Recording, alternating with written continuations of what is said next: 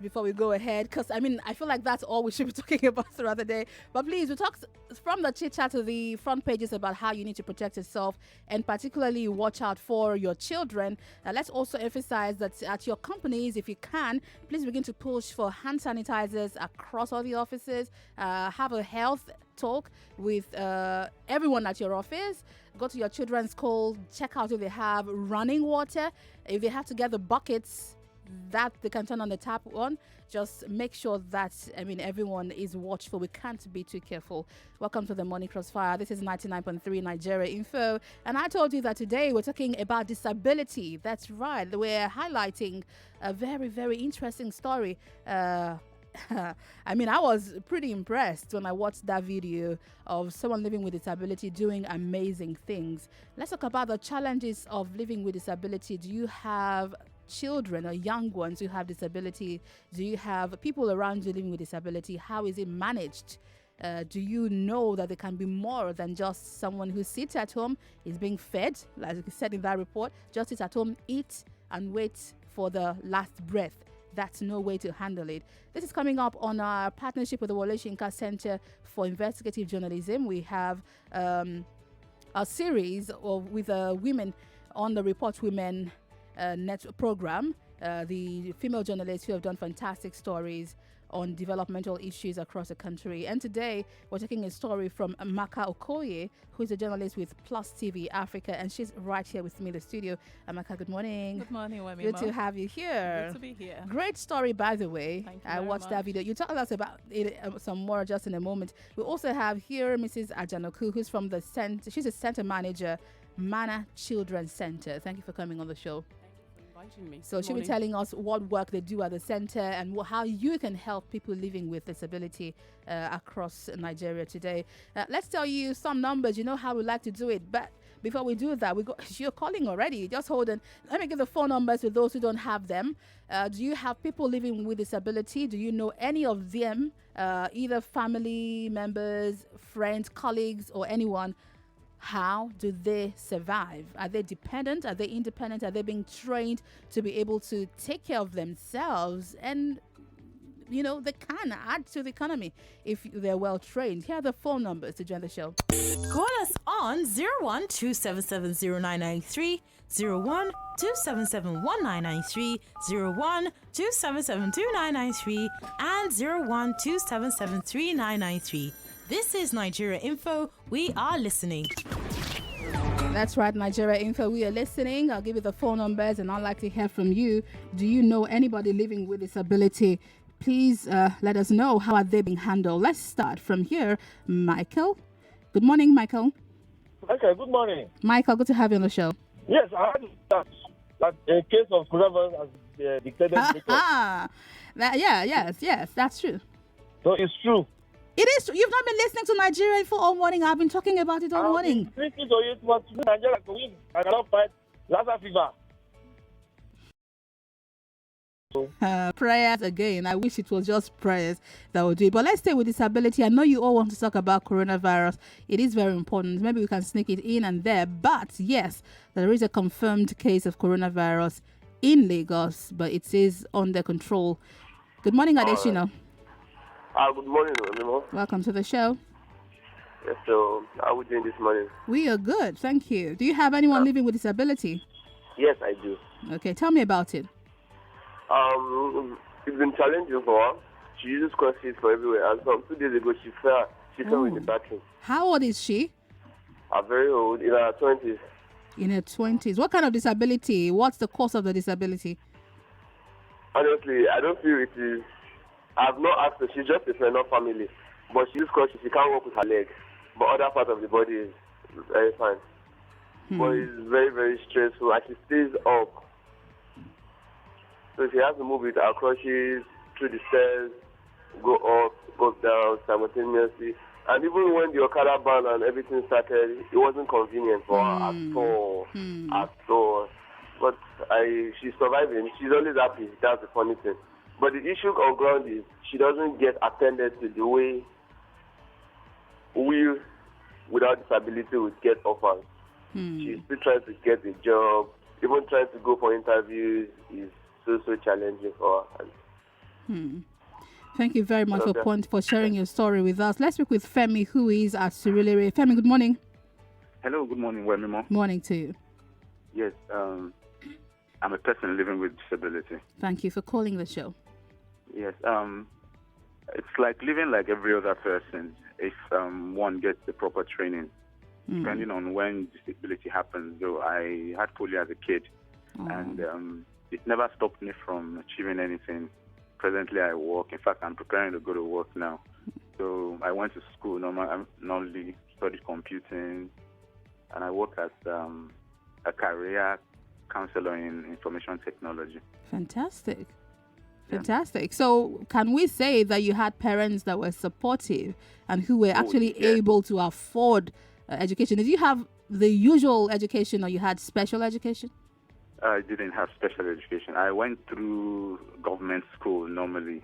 So though my disability is not one that prevents me from doing some things, though I walk normally, though on crutches, but I do every other thing. I live like every other human. It's just that I may not be as fast, but and it doesn't stop me from doing the kind of work that I do. So, but my mom was very helpful, right from childhood, from treatment to getting through school. Though it took me a while before I could get through school because I had to be given a little time to be able to master the use of crutches. So while others were starting school at about 3, 4, I started about 6. So, but now everything is fine and good. Femi, we appreciate you sharing your story with us. Let's talk to Moses from Surulere. Moses, good morning. Okay, I'm sorry I can't hear Moses. Please, if you can try, reach us again. Disability, I mean, sometimes it happens from birth. Sometimes it just happens. And with the spate of insecurity across the country, it could just be anybody at any time. Let me start with Amaka. Amaka, again, fantastic story you did. Thank you very much. I mean, I was impressed with Toma. Yeah, Toma is her name. Tell us again about Toma. Okay, so Toma is a 28-year-old. She'll be 29 sometime this year. She's got cerebral palsy. Like you know, we have different forms of it. So there's the very severe form of cerebral palsy, and there's the one that is not so severe. So for her case, she's got the very severe form of cerebral palsy, which means she's wheelchair bound, she dribbles, she has seizures when she's talking. Even if you know, in the interview, you see occasionally when she tries to talk, she struggles, you know, the pullback. So she's someone who you would say her own case is quite extreme, and if she is one of the people who it's not positive about life, in fact, you can justify her to be any other girl who's on the streets and begging, but that's not the story of Toma, and that's what is special.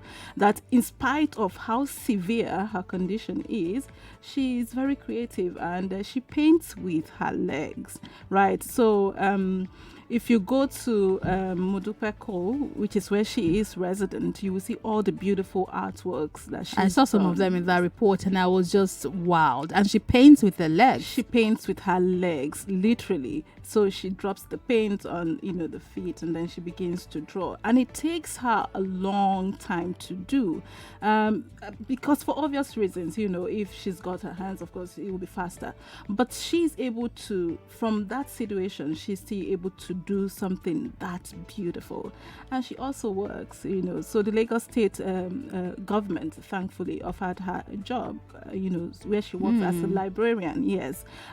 She doesn't go every day, again, because of the challenges of mobility. So she comes like twice a week, and, to be able to raise some money for herself. So Thomas' case is not the regular cases, and for me, during the interview, one of the things she said, which the first caller talked about, is the fact that yes, there's a lot of stigmatization, there's a lot of segregation. It was difficult for her to even think of going to school, In fact, when she went to the first school, the principal of the school, of course, which I would not mention, said, not knowing that... I would have loved to mention. I know, right? Even me, but I would so love... I wish the name was in the video. I would have helped you. I would have mentioned it. So for the benefit of those who did not watch the report, as soon as she was brought in, the principal girl said to whoever brought her, spoke in the local dialect and said, oh, no, you don't have to bring her. This kind of people are not supposed to be in school. In fact, she's supposed to be kept somewhere to eat, and then, when just wait till she dies. Till she dies. And that's quite unfortunate. So it was such a struggle for her to get into school. Finally, she got through school. She did her exams. She got her certificate, and now she's a great artist and a painter.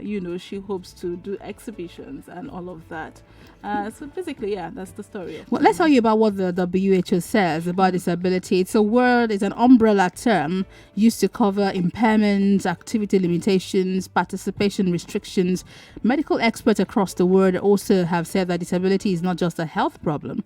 It's a complex phenomenon reflecting the interaction between the features of a person's body and the features of the society in which he or she lives. In the quest to surmount the numerous challenges people living with disabilities face, there are numerous international organizations, medical professionals that have looked at so many measures to try to make them more comfortable and make more conscious effort to remove the social and environmental barriers they might face. Amaka Okoye did a fantastic story titled Toma Gifted Hands, telling the positive story of a 28-year-old lady who suffers from severe cerebral palsy. Also here on the show is Mrs. Ajanoku. She works with people living with disability, and she told us a bit about her work and how you can help people living with disability. She's the center manager for Mana Children's Center Care. Tell me what you do at Mana Children's Center.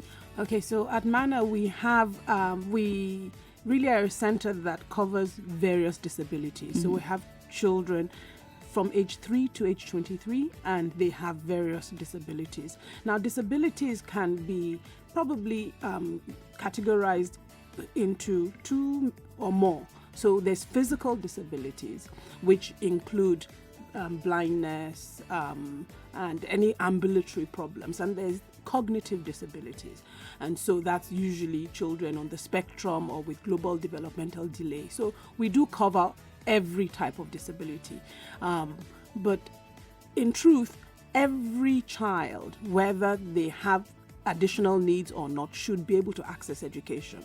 I think that it's a shame that a child who has special needs is kept at home and they're not allowed to learn, because every child can learn. A physical disability does not stop you from learning. Even cognitive disabilities, there are things that you can do. There are various things that you can actually look into and allow your child or you yourself who is living with disabilities to, find to do, get busy, get learning. And so keeping a child away from accessing education, I think it is a shame. But taking a sample from the principal at the school where Toma had gone to, it appears that many people in the educational sector have a problem helping these children. I mean, for a principal to say, such a person shouldn't be here. I mean, the term such a person. So we still find this stigmatization in the educational sector. So how do we help these teachers to, some people have argued that put them in regular schools so they can interact with other children. Do you also advise this, or you prefer them to have special schools? Okay, so in truth,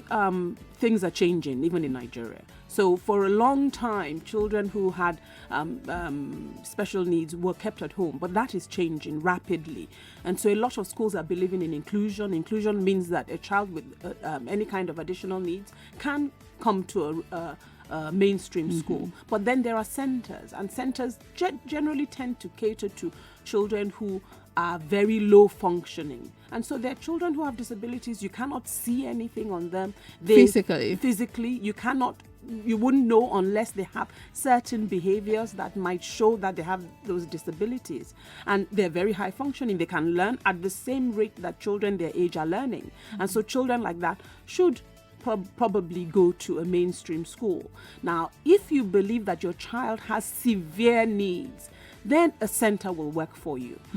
But a lot of parents believe that centers, they'd rather have their children in a mainstream school because they want them to access social skills. But centers do that as well, because we don't cater to just one child. We have several children, and they form social bonds as well. So you really have to know your child, know what your child's needs are, to determine whether you should mainstream them or you should send them to a center. Do we have facilities where if a parent has a child with special needs, you can categorize, and know precisely what spectrum, Yes. what part of the spectrum they're on, and decide where Yes. to then fit these children in? I think the first thing that any parent should do is to go and have them tested, assessments. Go and find an educational psychologist. Go and talk to people who will be able to tell you that this is what we find. Do we have enough based of on- these people? We do not have enough, but we do have some. So you can go to Lagos State, Luth. You can go to Luth. You can actually come to a center and we can signpost you. So a lot of centers know doctors, know psychologists, know different people who can help you to get that assessment. And disabilities ranges from even speech delay. So it might just be that your child is not talking yet, or is not talking the way you believe that a 2-year-old should talk. So the first thing you have to do is know what a child should be doing at what age. And so when that child is not doing that thing at that age, go Flag and it. seek help. Go and get information. Let me come back to Thomas' story. I didn't see her family members, but can you tell me about what kind of family setup she had?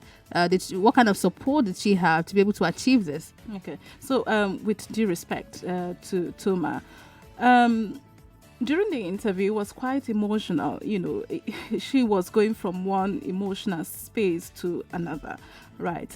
About her family, she didn't get so much of the support that she would have gotten from some family members. In fact, she decided not to talk about it. And so that's how she landed in Modupe Cole, where she's been taken care of. And so that speaks again to acceptance. When families get these special children, I really say they are special. The fact that we don't completely own them and claim them and accept them. So we'll begin to see more of these people ending up in such centers. So in the case of Toma, if she didn't find a place like Mudupeko, where a friend of her actually was the one who inspired her to begin to paint, because the story was that she used to feed other children in the center with her feet. So she feeds someone, give them rice, give them pap. She does all of those with her feet. And so her friend came in, one day, who is not living with disability, came in and said, Toma, you can do much more with, instead of just feeding the kids, generally as a way of helping out. And she thought that, okay, she could try painting. And that was how it started. So the truth of the matter is, much as we try to talk about this, family members have a role to play. Could this be because of poverty? So we know that about 50% of Nigerians are absolutely poor, and it takes a lot of money, if we're going to be frank, caring for people living with disability, especially children. Could this stem from the idea of parents thinking they can't bear the burden and they would rather just shelve it and disappear? When I went visiting children living with cancer earlier this year, there was a boy, they call him Michael or David. In the hospital, they just gave him a ward for free, a bed for free. His parents left him. He had very severe cerebral palsy, and he's just there. Parents disappeared. So I'm going to say it's contributory. It's not just poverty. Poverty, yes, plays a huge role, right? But parents must own the children in spite of how difficult it can be. I also know of someone else who they're from very poor family, and they really truly live in deplorable condition. But the mother will always say, he is my child. So there's a level of acceptance that must be there before you talk about poverty. Because if you don't even agree to own this child, then that's the huge problem. So, and that's why you see people who hide of their children, who don't want to even associate with them, who, even other siblings don't even understand that, this person is my sister or my brother. So the huge part is acceptance. When you accept them for who they are and understand that they are special, they are lovable, they should be loved, then we'll move from that to what do you have? What has society put in place? Because even as we talk about, that most of the challenges in Nigeria, for instance, is the fact that they don't even have provisions have not been made for them. Even though we have the Disability Act, it's not quite functional. Like many other acts that we have, So, unfortunately. yeah, so for instance, you go to the banks. How many of the bank have you seen with the hallway where disabled persons can even move in? All of those things are the reality. So poverty would not be blamed alone. The family has a role to love, to accept, to own them, to claim them, and give them a sense of belonging. So if you start from there, then yes.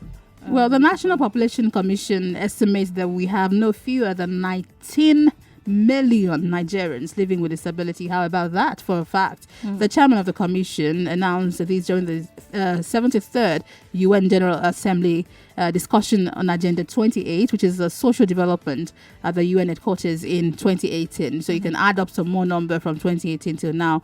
The World Bank estimates that 1 billion people, that's 15% of the total world population, experience one form of disability or another, but the prevalence is higher for developing countries. If you categorize, you have 5 common types of disabilities: visual impairment, hearing impairment, physical impairment, intellectual impairment. All of these add up together. Let me give you the phone numbers all over again, and I'd like you to tell me, so far you've gathered. I'm asking the question, do you think poverty is the factor for which parents don't own these children and seek help? They don't even try to get help. Some of them just throw these children away and disappear. What's the factor driving this? Call us on 01-277-0993, 01-277-1993, 01-277-2993, and 01-277-3993. This is Nigeria Info. We are listening. We are listening on the Morning Crossfire this morning. We're talking disability. What's the factor driving parents not to even acknowledge children living with disabilities? Good morning. Hello? Okay, I cannot hear you. If you can, you have to try again. Good morning. Hello, good morning. Hi, Wemimo. Very well, thank you. Good morning. What's your name? Good morning. My name is Tabitha. Khadija? Yes, Tabitha. Tabitha. Vanessa? Yes. Okay, welcome to the show. Tabitha. Sadisa? Yes. Okay, I've learned a new one. Sadisa, good to have you on the show. You're my first female caller. You know how excited I am about that, right? Yeah. I have a soft bias for ladies. That's why we have a phone number for you to call in, and thank you for calling. Yeah, thank you. Go ahead. I want to talk about my short experience with a special child. Okay. Yes. Okay, first of all, the question about could it be if poverty is one of the reasons why parents and maybe guardians shy away from giving the special children the best care? Sometimes it could be poverty and sometimes it's actually not. Because when we discovered that, okay, it started when she was very young and the doctor suspected cerebral palsy. You know, there were a lot of scans, MRI scans, CT scans. These scans are actually very expensive. You could hear maybe 170, 200 and above.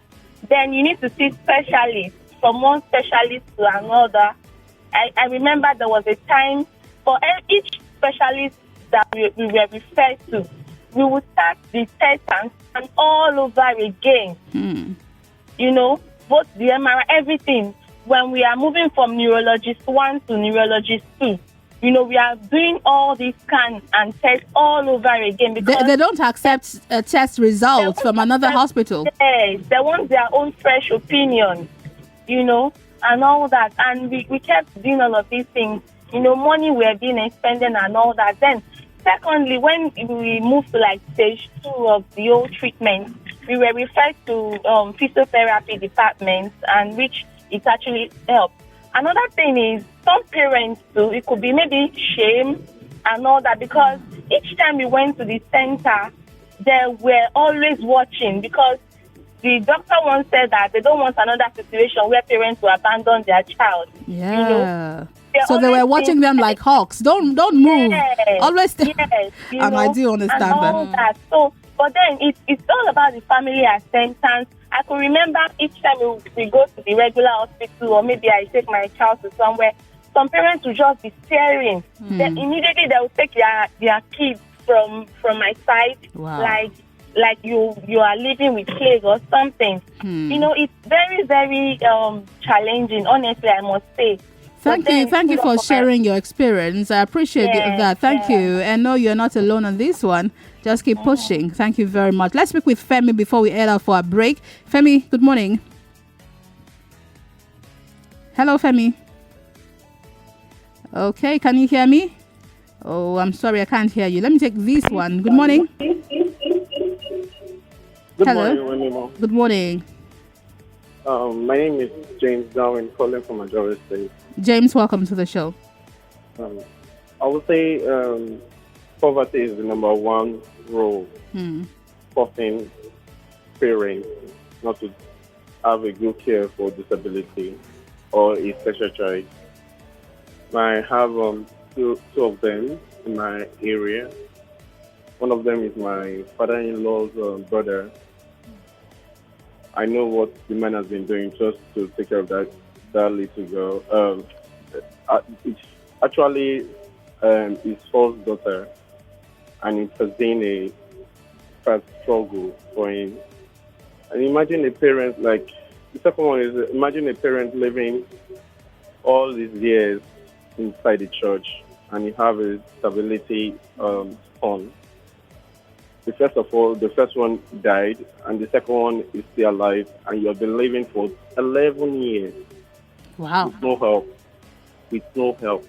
And you've been trying everything possible to survive that person. It has been very, very difficult for the person. So the number one rule is poverty. Right. No parent that doesn't love their child. In as much. In fact, the mother's love for a child is too much. I would just, number one is poverty. Thank you very much. He says it's poverty. We're due for a break now. I know you all want to talk about coronavirus. Don't worry. Excuse me. We'll do that from 9 to 9:30, okay? But for now, let's stay with this story by Amaka on disability. There are so many things to talk about on disability. And if you do have children with special needs, what can you do right now? That's why Mr. Janoku is here to tell us some more after the break. What drives the idea of parents leaving children with special needs or not attending to them or giving them the special care they need? Is it poverty? Tell me more after the break. This is the Morning Crossfire, 99.3 Nigeria Info, and I'm Wemimo Adewuni. We're back after this.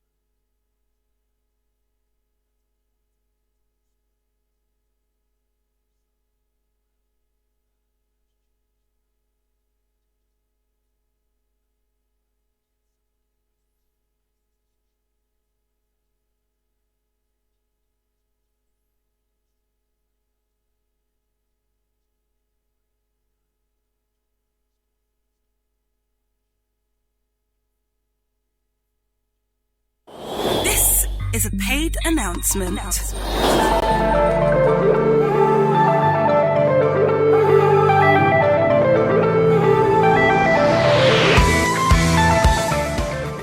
A very, very good morning to you. I bid you welcome to the marketplace. The marketplace, by the way, is where we tell you what's selling. And of course, this is 99.3 Nigeria Info, your number one news, talk, and sports station.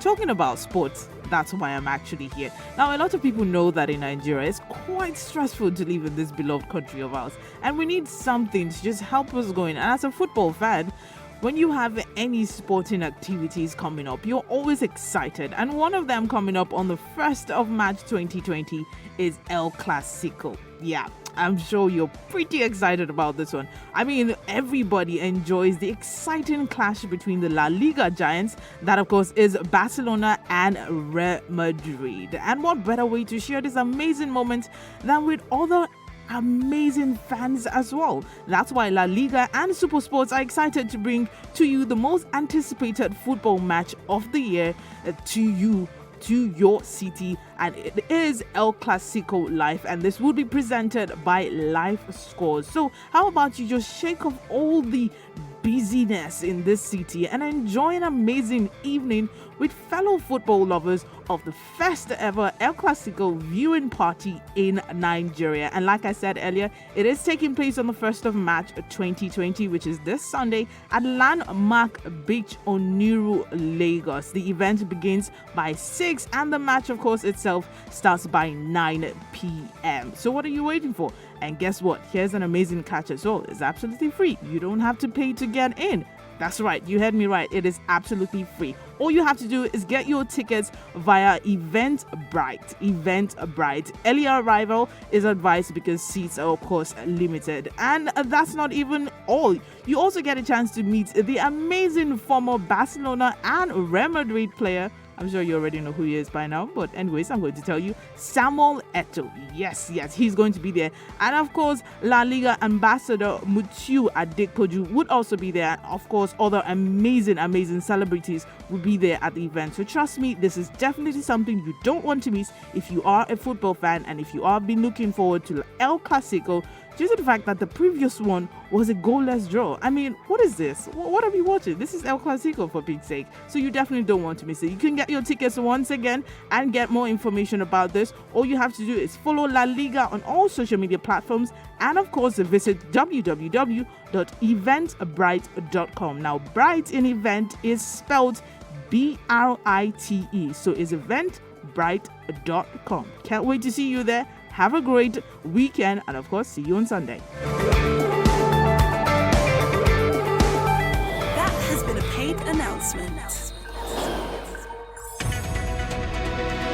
From your number one talk news and sports station, this is the Morning Crossfire with Wemimo and Sheriff.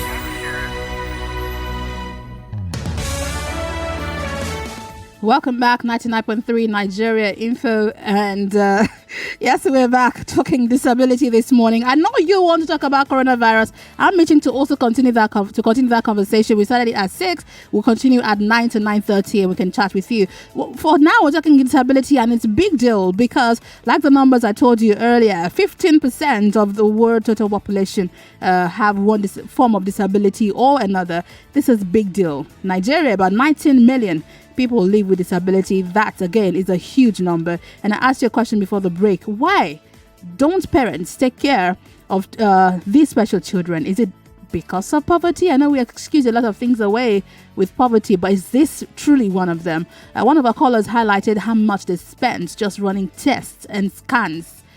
I mean, and starting all over again and seeing different doctors, different specialists. That really could be draining. I am Wemimo Adewuni. This is the Morning Crossfire, and we're looking at a story done by Plus TV Africa's journalist Emeka Okoye for the Report Women Network under the Wole Soyinka Center for Investigative Journalism. And I also have here Mrs. Ajanoku, who's the center manager, Mana Children's Center. Thank you both for being here again. Thank you, Wemimo. Now, I'm coming to you based on one of the calls. It's expensive.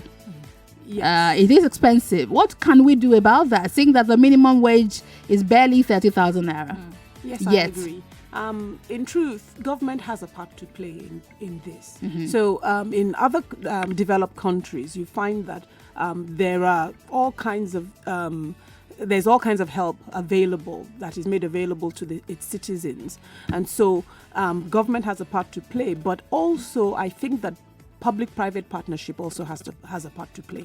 So while in truth everything is expensive, therapies are expensive, diagnosis is expensive, you can go to LUTH, you can go that route and get the help that you require. There are other people who will be able to step in to help you. Now, poverty is an issue, but I think culture also is an issue in this country.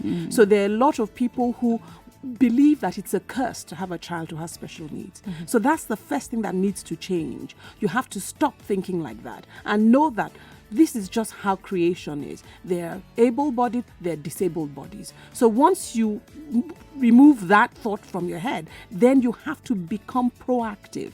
You have to start thinking, what does my child need and how am I going to help my child? Once you put a plan in motion, then start to look for who can help you.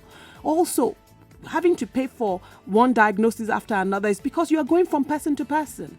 If you do your research first, you find the right people to help you, then everything is situated within one parameter. So you don't have to start all over again. You don't have to but start why all do over medical again. personnel start all over again? If you've done tests at one point and it's from a reliable source, why start all over again? Are they just trying to make money off you? They're trying to make their own money. But that's Everybody wrong. is trying to make their own money. But that's So wrong. If you know that, then you can stop yourself from being exploited.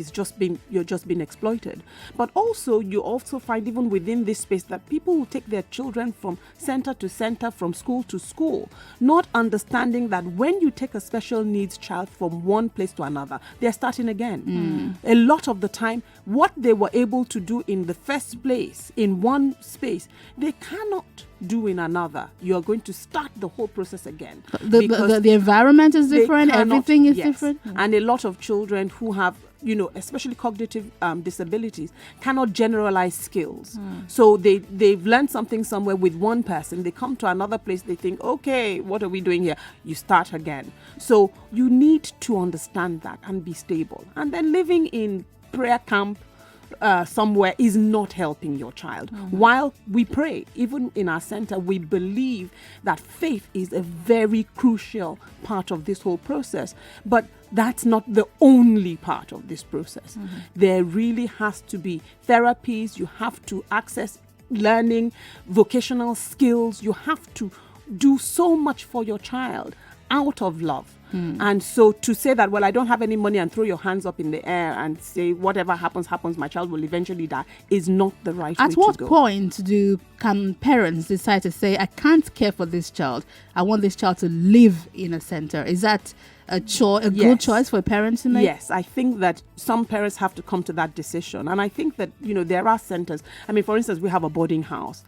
So we take children in and they board with us. But I believe that Lagos Yaba, the motherless babies homes, a home, they have a boarding facility attached to it. And so if you are not able to take care of your child, then there are places that you can go. You just have to get the information. Let's talk about some more numbers, and I'm coming to Amaka on this one, talking about those policies.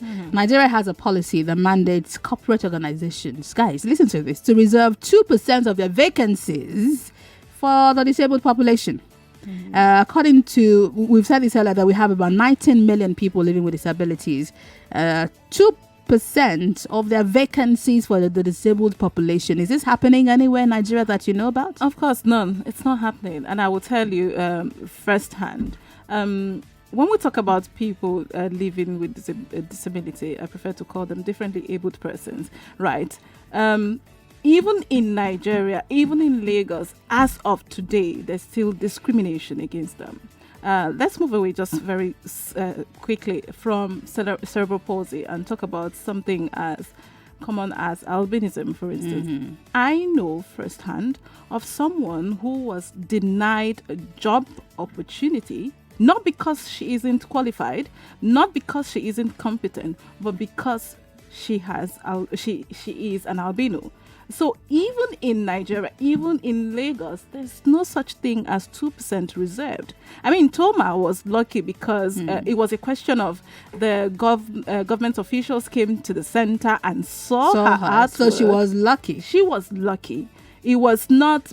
It wasn't that she went for interview and then they said, "Oh yes, you're qualified. We'll take you irrespective, regardless of your situation."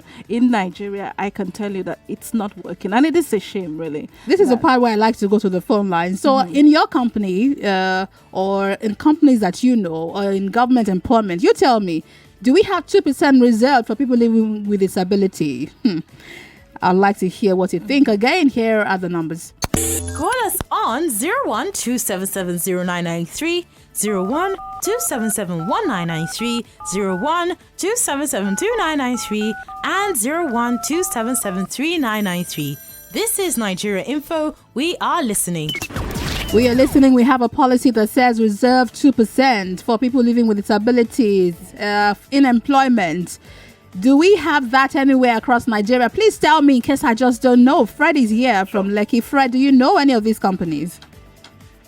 Well, I have a child with autism, yeah? Autistic, yeah. Okay. Now, I've listened to your guest, and as you can imagine, we're also taking him not just around so many therapists in Lagos, but across the world. We've gone to UK, we've gone to US, we've gone to Dubai. We've gone to anywhere they say there's help. Okay, now, what sort of help are you seeking? When you have an autistic child, what kind of help are you seeking? You're seeking remedy, isn't it? Is there remedy for autism? There is remedy for autism. Yes, of course there is.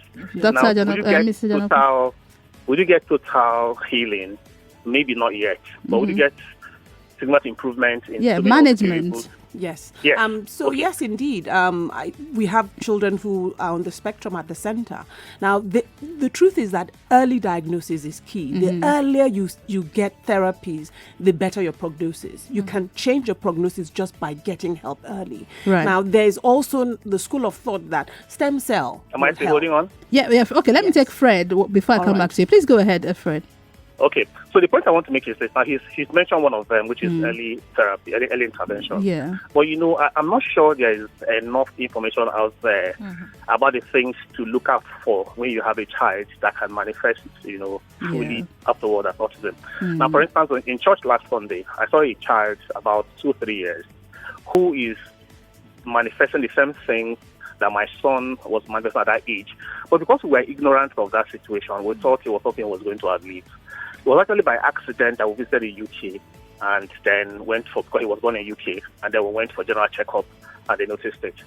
So I think that even at maternity homes, at hospitals, part of the information that parents should have when they have a new baby are the symptoms. Now, it doesn't mean that the child will eventually manifest it. But if you realize on time, you can help the child with diet, you can help the child with environment.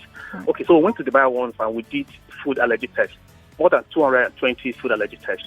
And we noticed that my child that would love to give egg and chicken, that those two things were actually poison to him because they had a way of affecting his brain. Yes. Red kidney, yes, give the beans, so many things that are... And you thought you were helping. Oh, exactly.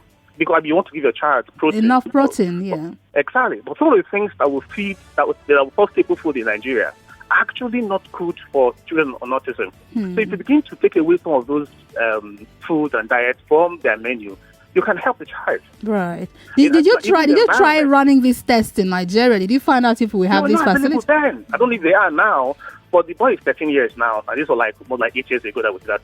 Then it wasn't available in Nigeria. So then you go to therapists, or they will just prescribe medication. Place you on medications that will try to deal with some of the issues, like maybe if he has seizures, if he's hyperactive, and they place you on things that eventually would worsen the child's situation.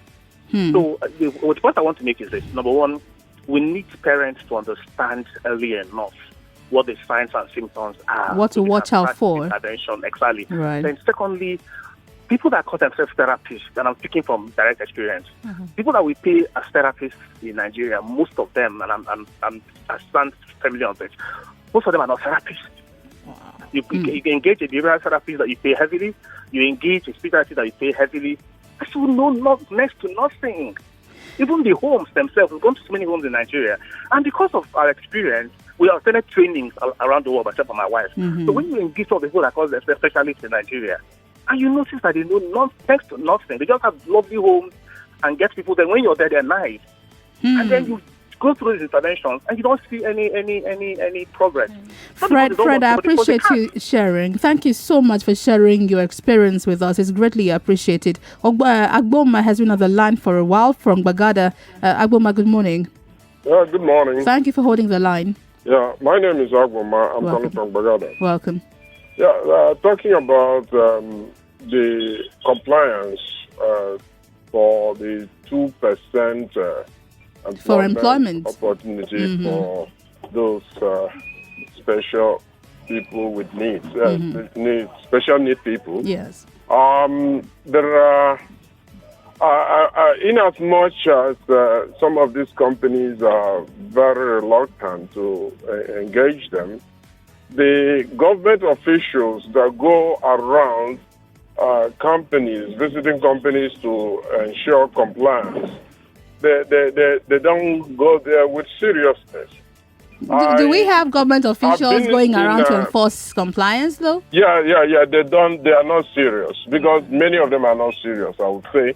I was an HRO practitioner, so when they had visited the organization I was working, what they insisted was money. That's give us this. Since you are not complying with this, just pay us and we'll let you be. Yeah, settle us.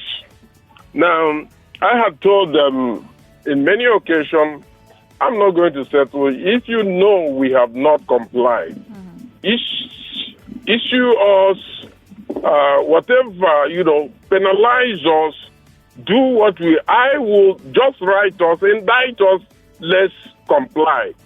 And they will not, they will prefer. Because I was working in a company, expatriate, where you have a lot of expatriates who are not interested in doing that. So I wanted the government to assist us in to checking. Comply. Yeah, but they just collected money and moved on. Yeah, they will just prefer collecting money and moving out. Agboma, thank you very much. Let's go to WhatsApp. Alfred from Alagbado says here, Wemimo, the only place I know that have been reserved from people living with disabilities are the owners of the organization. So unless you own your organization, for a minute I thought it was actually going to tell me where we could find this. But it says only if you own your own organization. Good morning. Okay, sorry about that. Good morning. Good morning. Good morning. What's your name? My name is Samuel. Samuel, where are you calling from? I'm calling from Badagry. All right, go ahead, talk to me. Yeah, Wemimo 2% now is on paper and on TV and radio. That place is working. But in reality, it's zero. I'm visually impaired. And at times when I go to work, people will be looking at me as if it's the end of the life. And I do what I do it very well. Most of my clients have moved on to my friends and other people, but the little that stay with me, I'm still doing it. But what do you do, Samuel? I'm a plumber. A plumber? Yeah. Wow. Now that's amazing. And even I do borrow. Wow. Amaka, don't you have a story idea? Yes, where are you? I'll be happy to come meet you. I live in Badagry. Badagry. Can you send me a message online, Samuel? Message online? Are you online? Are you on Twitter? Are you on Facebook or anywhere? No. I only have email, and I can send you email. Okay, send me an email. Let me see which email I'll get this. Send me an email on visitwithwemimo@gmail.com. Okay, visit with Wemimo@gmail.com. Yeah, send me an email with your phone number. I'll pass it on to Amaka. Did you say visit or this is? Visit. Okay. That's the email address we used for the children living with cancer. So send it to that mail address. I'll find it easily. Okay. Thank you. Okay, Visit can with I, wemimo@gmail.com. That's right. can I jump in here? Thank you, Samuel. Yes, please. Now, I think that we have to understand that advocacy is key. And so if you have a child living with disabilities or you yourself are living with disabilities, then you have to advocate. So you have to go into companies, into businesses and insist. So without that, you would find that people wouldn't do what they have to do. Let me tell you one more thing they need to do. We also have a Disability Discrimination Act. Yeah. Invoke it. So it makes it unlawful to discriminate against a person in many areas of public life, including employment, education, getting or using services, renting or buying a house or unit, accessing public places, Invoke it. which we invoke this against the government, because of their disability. So in many public places, it's pretty hard accessing facilities. That's right. BRT buses, how do you expect someone with disability to get in and get off? Now we've had ban on Okada and Marwa. What's the plan for them to move around? But let's speak first with Godwin, who's at Palm Grove. He's been on the line. Godwin, good morning. Yeah, good morning. Welcome to the show. Yeah, good morning. And good morning to others in the studio there. Good morning. Yeah, please, I want to ask, is there any way that they help these people with cerebral palsy? Yes, in the yard where I'm living, the next year there, one man there, the child is like that. Since 3 years I've been living there. That child has been indoor. Oh, dear. Nobody is helping the child. The man will just lock up the child in the morning and go to work. Wow. Only to come around 10 in the night. Leave the child alone in the house? Yes. Isn't that child abuse? The wife ran away. So that's the thing we're saying. There is Benola Cerebral Palsy Initiative. So please take that down. Benola Cerebral Palsy Initiative. Google them, call them up. So the cerebral How do you leave palsy, a child alone? I can't wrap my head around it. How do you leave a child alone in the house all day till night? A lot with Cerebral palsy. How does he or she feed herself? She's not going to eat all day. They probably will They just will drop the leave food food. somewhere close. Yes, they'll leave food, they'll It's leave water, unfortunate. and they just expect the children to help themselves. It's not just cerebral palsy. Children with all kinds of disabilities are locked up in the house all day with no help. So for those listening right now, you've mentioned Benola. Yes. Where else can they go right now? The truth is that Lagos State does have some help. I think that probably the first There's thing also to La do is go Soda, to- right? is to go to a public hospital and then ask, what can we do? Where can we get help? Please find help. It is important. I mean, don't leave those children hanging in And there. parents need education also, because Right. I mean, this is the height of the level of ignorance. If a parent can do that, if you ask questions, I'm certainly sure. Sometimes just maximize your data usage and do an online search, and you would find a lot of these things. You will. Well, Amaka Okoye, fantastic story you have done. See, you got us all talking for 1 hour. She did a report for Plus TV Africa on the Wale Soyinka Center for Investigative Journalism's Report Women Network. Thank you so much, Amaka, for coming in. And also, Mr. Janaku, great work you are doing. Thank you. Thank you for coming in. If you need help, please maximize your data. I say this often. Don't just go on Facebook and YouTube and Twitter. Do a quick search. A lot of information is available there. If you need to then confirm, go to a government hospital and ask for more help. We're heading out for a break now. When we come back, we can have the coronavirus conversation coming up after the break. It's a Morning Crossfire. I'm Wemimo Adewuni. We're back after this.